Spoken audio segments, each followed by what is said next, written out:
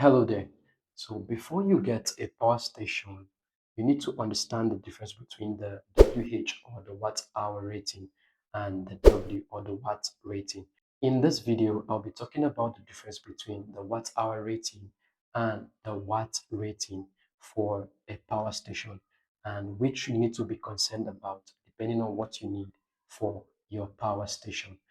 At the end of the video, I'll be giving you a tip on how you can make your power station last longer if you're using it to charge your laptop or using it with other devices. So stick around to the end of the video to get that very useful tip. If you've not yet subscribed, do well to hit the subscribe button and stay tuned for more on ICT gadgets and Web3. What is the difference between the watt hour rating and the watt rating of a power station? And which one should you be concerned about as you make your decision on which power station to go for, depending on your need? The watt hour rating is how much power the power station can deliver for an hour. So the power station in front of me is the EcoFlow River 600 and it is rated 288 watts hour. What this means is that the power station is capable of delivering 288 watts for an hour. So 288 watts for an hour. So what that means is the power station can deliver 144 watts for 2 hours. And of course, that also means that it can deliver 72 watts for about 4 hours. And of course, 36 watts for 8 hours and on and on. So this tells you the total wattage the power station can deliver for an hour, the total wattage it can deliver, the total power it can deliver for an hour. While on the other hand, the W or the watt rating tells you the total capacity it can deliver at once, total capacity it can deliver, or total wattage or power it can deliver at once. Talking about the output, not just the battery capacity, but the output, not just the power storage capacity, but the output. For instance, the EcoFlow River 600 is rated 600 watts. Now, I guess that's where it got the name from, EcoFlow River 600. Now, what this means is that it can give a maximum of 600 watts output. Well, practically, it may deliver more power than that, but that is what is recommended for this particular power station.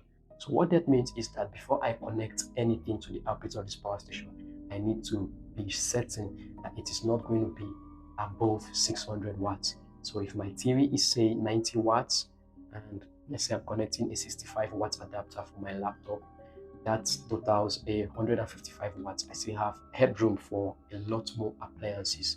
So I need to consider every single thing I'm adding so I do not exceed the 600 watts. Usually, power stations like this have a protection mechanism that trip it off or disconnects the output if it discovers that what is being connected to it is beyond what it is rated for, is beyond what it is designed to power, what is designed to carry. So it will trip off or disconnect the output. So summarily, the watt hour is simply the amount of power the power station can deliver for an hour. So that speaks directly to the battery capacity, while the watt rating speaks directly to the inverter capacity, because the inverter is responsible for the output, the AC output, which is what your laptop adapter will use, your television adapter will use, and other AC appliances will require. So the wattage speaks directly to the capacity of the inverter. So 600 watts for this particular power station means I should connect 600 watts total load to this power station per time. I should not connect above that. Whereas it is rated 288 watts hour, I can actually connect up to 600 watts load. Knowing that this power station is rated 288 watt hour, we can then calculate how long it can power the connected load. For instance, if it can power 288 watt load for 1 hour, that means it can power 576, which is times 2 of 288 for half the time. So 288 for an hour, 576 would now be for 30 minutes. You guessed it right. Then you can then go ahead to calculate to see that it can power 144 watts for a total of about 2 hours. Okay, so half of 144 is 72. So it can power 72 watts for about 4 hours, which is double the time it can power 144 watts. And then it can, of course, power 36 watts for 8 hours. So with this, you now know how long your power station can work. So here's the useful tip I promised for making your power station run for longer and also improving the general lifespan and the general health of your power station. So as much as possible, power your DC devices with a Type-C to DC cable. Like currently, my light source is being powered by this same power station using the USB-C port instead of using the adapter it came with. It came with this particular adapter. My light source came with this adapter.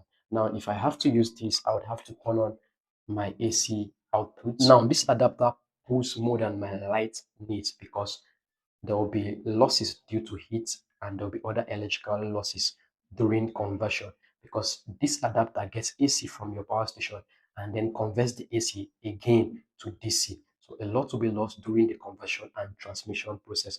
So the best thing to do would be to power your appliances using the Type-C or USB-C port directly. So power them DC to DC. It will pull less from your power station, making your power station run for longer. Now try as much as possible to not turn on the inverter part. My power station has the inverter part here and has a button where I can turn on and turn off the inverter part. Now the inverter definitely runs on battery, and then running the inverter frequently would definitely shorten the lifespan of the power station. I'm making a separate video, an entirely different video on that. So I'll be showing you different things you need to get that will enable you to use your USB-C to power your television set, your fan, your ring light, your laptop, and all of such devices. So turn on notifications so you'll be notified when that video is posted. So you will learn exactly how you can power all your DC devices from the Type-C port. This will improve the general lifespan of your power station. So like I said earlier, you can power your laptops, your lights, like I am powering mine now, your fan, your different home appliances. You can power them as long as they use a DC adapter like this.